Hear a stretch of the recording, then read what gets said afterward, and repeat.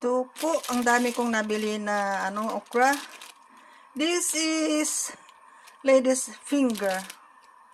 Ito, ang gagawin ko ito ay i-boil ko po, half boil. Then I will put it in my freezer.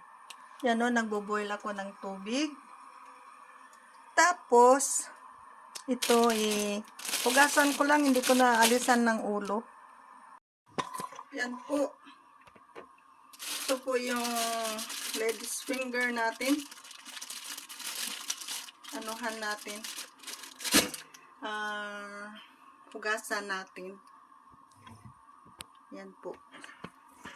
Dali lang. Ito si Grand Manita. Yan po, hugasan lang natin ito. Alisin natin sa kanyang cellophane. This is from the Philippines. Yan. Oh, mayroon pa siya net. Yan po. 2, 4, 6, 7, 8, 9, 10. 10 po yung isang pack. Yan. I have 12 like this. Yan, hugasan ko po yan.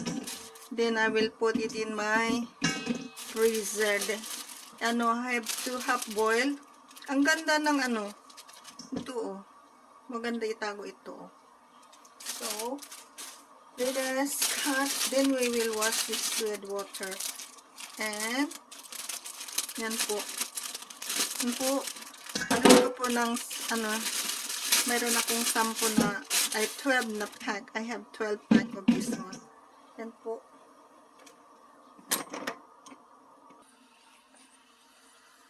Yan na po siya. Bago ko lang na-boil o blondes. Mayroon pa natitira dyan, oh. Ibabans ko pa yan. Yan po, ang aking okra. Happy eating! Yan po.